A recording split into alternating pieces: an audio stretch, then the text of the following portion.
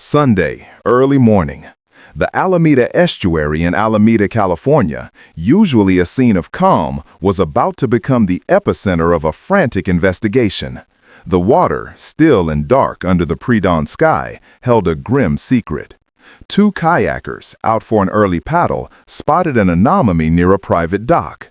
What first appeared to be discarded debris slowly revealed itself to be something far more sinister. As they drew closer, an undeniable sense of dread and a faint, unpleasant odor confirmed their fears. It was not a mannequin.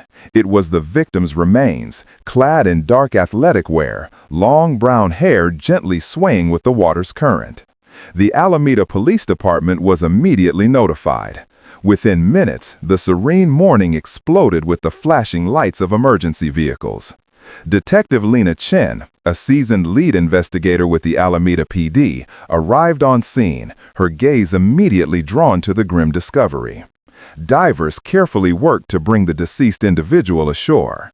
There were no obvious signs of struggle, no visible weapon wounds, only the chilling silence of a life abruptly ended. In the pocket of the victim's clothing, a small but crucial detail emerged, a set of keys prominently featuring a bright red keychain for a Fiat 500. This tiny, vibrant clue was the first thread in a rapidly unraveling tapestry of deception, signaling the beginning of an international manhunt. This was more than just a tragic discovery in the Alameda estuary. This case would expose a chilling pattern of financial exploitation escalating to fatal violence, ultimately testing the limits of international law enforcement cooperation. It would become a cautionary tale for a U.S. audience, highlighting the insidious red flags of financial abuse within seemingly perfect relationships. Our investigation will not dwell on melodrama, but rather on the intricate procedural details, the digital breadcrumbs, the financial transactions, the flight bookings, every piece of data meticulously reconstructed by investigators. It's a story of a successful woman, Sofia Rodriguez, whose ambition and trust were weaponized against her, and the extraordinary cross-border tactics employed by law enforcement, led by Detective Lena Chen, to bring her perpetrator Marcus Thorne to justice despite the absence of an extradition treaty. This is the narrative of an international digital pursuit, a forensic trail meticulously followed across continents, demonstrating how modern policing connects the dots when a killer believes he has vanished without a trace. 6 months prior to the discovery in the estuary, Sofia Rodriguez, a brilliant tech executive in Alameda, was navigating a vibrant professional and social scene. At 38, she embodied the American dream, having built a successful career in the life of independence. She was known for her sharp intellect, radiant smile, and an adventurous spirit that often led her on weekend trips and social gatherings. It was within Alameda's diverse community that she met Marcus Thorne. He presented himself as a confident, charming engineer, quick with sweet words and a captivating demeanor. To their friends, they appeared to be a successful, dynamic couple. Marcus, however, was living a meticulously crafted lie. His business ventures were failing, debts mounting. To maintain his affluent facade, he began subtly, then aggressively, siphoning money from Sofia. Initially small loans for investment projects, which quickly escalated to over $70,000 USD, a significant portion of Sofia's savings. As Marcus's financial desperation grew, so did his control over Sofia. His charm curdled into pathological jealousy and possessiveness. Friends observed Sofia, once vibrant, becoming withdrawn, anxious. Unexplained marks on her arms were dismissed with vague excuses. The once loving messages from Marcus transformed into incessant, interrogating calls. Sofia was trapped in a web of financial and emotional abuse. By week 6, day -7, she had reached her breaking point. She confided in a close friend, her voice trembling but resolute. She was ending the relationship, demanding her money back, and returning to her family. This brave decision, an attempt to reclaim her autonomy, unwittingly sealed her fate. Marcus Thorne, facing exposure and financial ruin, would not allow his carefully constructed deception to unravel. Day -2, Friday. Sofia Rodriguez initiated her escape plan. She booked a one-way international flight to her home country, a definitive step towards reclaiming her life. She spent the day making calls to family, informing them of her imminent return, the relief in her voice tinged with apprehension. That evening, she began to pack, the sound of her suitcase zipper a stark counterpoint to the quiet tension in her Alameda apartment. She had prepared what she would say to Marcus Thorne. She would demand her money, end the relationship, and begin anew. Day -1, Saturday morning. Sofia made a final call to a close friend in Alameda. Her voice, a mix of anxiety and determination, confirmed her plan. "I'm meeting him today. Everything will be over." Her friend's unease was palpable, offering to accompany her, but Sofia insisted she could handle it alone. This was the last confirmed communication from Sofia Rodriguez. Day -1, Saturday afternoon. This was the critical window. Marcus Thorne, confronted by Sofia's resolve to leave and expose his financial deceptions, caused Sofia Rodriguez's death. Instead of seeking emergency assistance, Marcus immediately pivoted to an elaborate cover-up. He used Sofia's phone to send carefully crafted, deceptive messages to her friends, a digital alibi designed to buy him crucial time. These texts, mimicking Sofia's casual style, claimed she wasn't feeling well and needed alone time. Day -1, Saturday afternoon evening. Under the cover of darkness, Marcus Thorne meticulously disposed of Sofia's remains in the Alameda estuary. Later, he moved her Fiat 500 several miles from her residence, abandoning it on a quiet street to further obscure his actions and mislead investigators.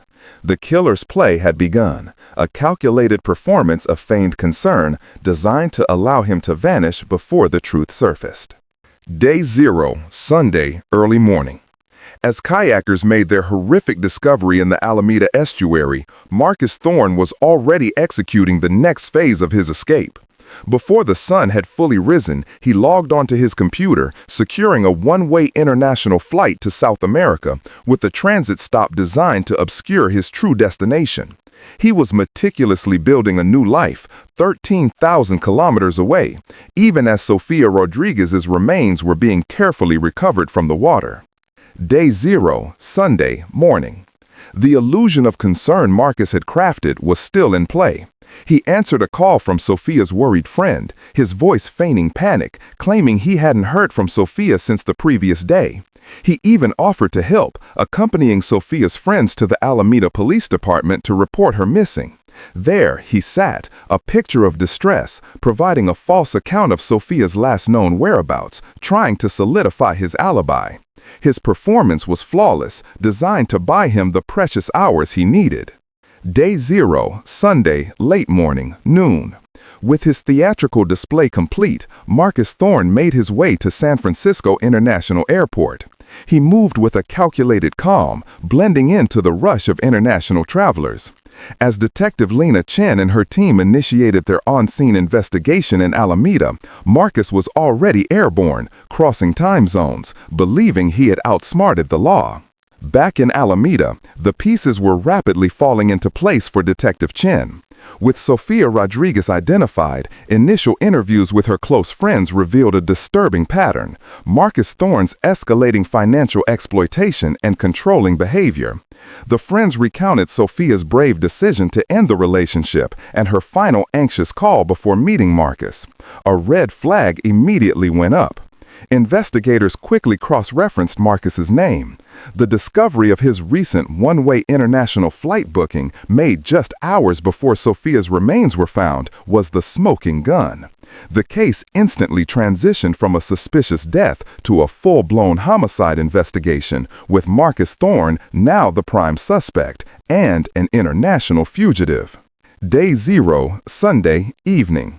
As the sun set over Alameda, police located Sofia's abandoned Fiat 500 several miles from her residence, exactly as Marcus had intended.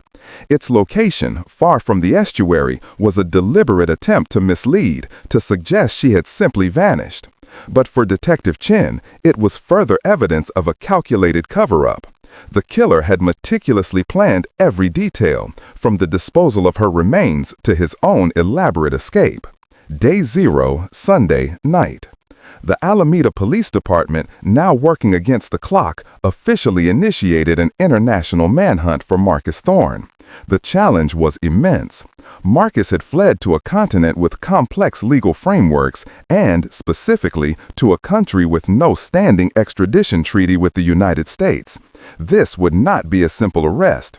This would require extraordinary cross-border cooperation, diplomatic maneuvers, and a relentless digital pursuit to bring justice for Sofia Rodriguez. The chase was on. The international manhunt for Marcus Thorne began in earnest. Detective Lena Chen knew this case would hinge not on a single piece of physical evidence, but on a meticulous reconstruction of digital breadcrumbs and a relentless pursuit across jurisdictions. At the Alameda estuary crime scene, the initial forensic examination had revealed a chilling absence of traditional clues. There were no obvious signs of a struggle, no weapon, no wallet, no phone. The killer had been precise, calculated. But the red Fiat 500 keychain found in Sofia's pocket and the abandoned car itself provided crucial anchor points. The car, though wiped clean of obvious fingerprints, confirmed a deliberate attempt to stage the scene, proving Sofia had not driven herself to the estuary. Investigators immediately turned to digital forensics. They reconstructed Sofia's final hours, analyzing her phone records. The last genuine calls were to her family, expressing her intent to return home, and to her friend confirming her meeting with Marcus. Then came the deceptive messages sent from her phone after her death, a crude digital alibi designed to buy Marcus time. These texts, mimicking Sofia's casual style, provided a stark timeline of his calculated deception. Simultaneously, the focus shifted to Marcus Thorne's digital footprint. His financial records revealed a spiraling debt, contrasting sharply with the affluent lifestyle he projected. Investigators uncovered the transfers from Sofia's accounts, totaling over $70,000, painting a clear picture of financial exploitation. His flight booking, a one-way ticket made hours before Sofia's remains were discovered, was irrefutable evidence of a premeditated escape. Location data from his cell phone, meticulously analyzed, placed his device at Sofia's apartment on day 1, Saturday, afternoon, then moving rapidly towards the Alameda estuary area, before proceeding to the location where Sofia's car was abandoned, and finally towards San Francisco International Airport. This digital trail meticulously dismantled every lie Marcus Thorne had told. But connecting the dots locally was only half the battle. Marcus was now in South America, shielded by international borders and the absence of an extradition treaty. Detective Chen and her team initiated a complex web of international cooperation. They engaged with the FBI, the U.S. Department of Justice, and Interpol. A comprehensive evidence file was rapidly compiled. Security footage from the airport showing Marcus boarding his flight, witness statements from Sofia's friends, the detailed financial forensics, and the damning cell phone location data. This dossier, a digital mirror reflecting Marcus's every move, was transmitted to law enforcement agencies in South America. The strategy was clear. If they couldn't extradite him, they would build an airtight case for local prosecution. Diplomatic channels were opened, and consistent pressure was applied to South American authorities. News of the case, fueled by the international manhunt, began to circulate widely in the media, both in the U.S. and abroad. Public outcry mounted, demanding accountability. The net of justice woven from digital threads and international cooperation was slowly but surely tightening around Marcus Thorne, even across an ocean. When Marcus Thorne landed in South America, he believed he had found his sanctuary, a safe haven from the consequences of his actions. He returned to his family, attempting to play the role of the grieving partner, weaving a fabricated narrative about Sofia's sudden disappearance, even suggesting she might have taken her own life due to personal pressures. He wept, maintaining his carefully constructed facade of innocence. But the relentless pressure from international law enforcement, spearheaded by Detective Lena Chen's team, was proving too much. The comprehensive evidence file, the damning flight records, the meticulous cell phone location data, the financial forensics outlining his exploitation of Sofia, and the witness statements from her friends had arrived. South American authorities, now armed with irrefutable proof, began their own investigation. The local media, spurred by the international attention, intensified its coverage, turning Marcus Thorne into a notorious figure, demanding answers. Cornered, with the walls closing in, Marcus's family could no longer maintain their silence. Faced with the overwhelming evidence and the inescapable truth, his father and sister confronted him, urging him to surrender. With nowhere left to run, no one left to trust in his elaborate lie, Marcus Thorne finally walked into a police station, nearly 3 months after causing Sofia Rodriguez's death. He entered not as a heartbroken lover, but as a prime suspect, apprehended by his own compatriots in the very homeland he thought would offer him immunity. The international escape was over. Confronted by investigators, Marcus offered a confession, but it was a cold, calculated narrative designed to minimize his culpability. He claimed that on day -1, Saturday night, Sofia had confronted him, threatening to expose his financial deceit and end their relationship. He alleged a fierce argument ensued, and in a moment of unrestrained anger, he had taken her life. He presented it as a spontaneous, tragic accident. However, the evidence painstakingly collected by Detective Chen's team and the subsequent autopsy findings painted a far more sinister picture. Sofia Rodriguez had not died instantly. There was evidence suggesting she may have been sedated before her life was taken. This was not the act of someone losing control in a fit of passion. This was the methodical execution of a plan. After causing her death, Marcus had methodically wrapped her remains, driven them through the night to the Alameda estuary, and disposed of them under the cover of darkness. He then moved her car, sent deceptive messages from her phone, and booked his escape flight. The motive was not sudden anger, but cold, hard calculation. Sofia was about to expose his financial fraud, ending his carefully constructed life of deception. He silenced her to buy himself time and escape justice. The narrative of a spontaneous crime crumbled under the weight of forensic and digital evidence, revealing a premeditated act by a man who saw another's life as merely an obstacle to his own survival. Marcus Thorne was tried in South America. Due to the complexities of international law and the absence of an extradition treaty with the United States, he could not be brought back to Alameda for trial. However, the compelling evidence presented by Detective Chen's team and the relentless pursuit by international agencies ensured justice was served. The South American court sentenced Marcus Thorne to 22 years and 10 months in prison for the death of Sofia Rodriguez. Justice, though served in a courtroom far from Alameda, could never truly bring back Sofia Rodriguez.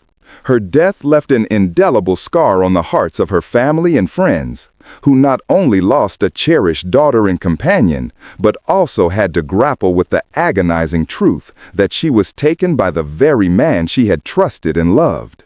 Sofia's story stands as a poignant reminder of the devastating consequences of financial exploitation escalating to fatal violence.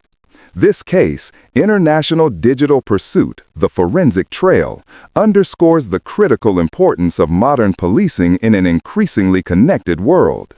It demonstrates how Detective Lena Chen and the Alameda Police Department, through meticulous forensic and digital reconstruction, were able to unravel a complex web of lies. It highlights the extraordinary challenges and ultimately the success of cross-border investigative tactics, proving that even without an extradition treaty, relentless cooperation and shared intelligence can pierce through international barriers to hold perpetrators accountable. Sofia Rodriguez's brave, albeit tragic, attempt to reclaim her autonomy offers a crucial lesson for us all. It is a powerful wake-up call to recognize the insidious red flags within relationships. Excessive control, pathological jealousy, and especially financial manipulation. These are not minor issues, they are often precursors to escalating abuse. Never ignore those warning signs, no matter how charming or successful a partner may seem. Sofia Rodriguez came to Alameda seeking a dream, building a life of independence and success. Instead, she encountered a nightmare. The Alameda estuary returned her remains, but her story carries a vital message.